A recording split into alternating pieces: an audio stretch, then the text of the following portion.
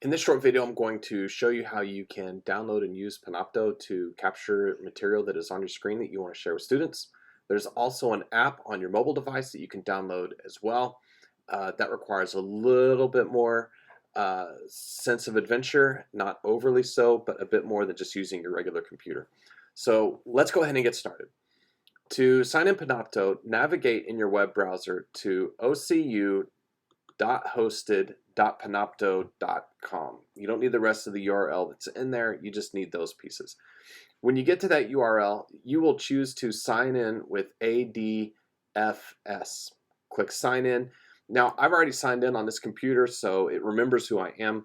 For you, you will need to go ahead and enter your username and password, just like you would if you were logging into anything else that's associated with Oklahoma City University.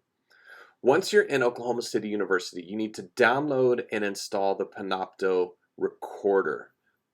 And there's three different choices for that. There's a Windows 7 32-bit. That will be very, very, very few of you will use this. The majority of you, 99% of you, will use the 64-bit Windows installer. And those of you that are on a Mac or an iMac, MacBook or iMac, will download the Windows installer. Go ahead and run that installer and download the Panopto recorder. If you do not see the download Panopto recorder option under your name, then please email onlinehelp@okcu.edu and request permission to be able to create videos in Panopto. It won't take us very long at all to get you ready to go. Once you have the Panopto recorder downloaded, then all you're going to want to do is to create a lesson. We're going to create a recording. So choose create, choose record new session, and then it's going to ask, do you want to open the Panopto app? And you say yes. If prompted, allow Panopto to use your camera and allow Panopto to use your microphone. It has to have both of those things. Once you're in here, you can choose the video that you're going to use, which in this case is my camera, and the audio, which I'm going to use, which in this case is the built-in microphone. So if you have a different camera that you want to use and it's not on your computer, but it's connected and you have a fancy getup, then make a change. Most of us are only going to record the one thing. The other thing that we can do is capture the computer audio. So if you're going to share a video that has noise of some sort, like a YouTube link or something like that as part of your lesson, go ahead and click capture computer audio.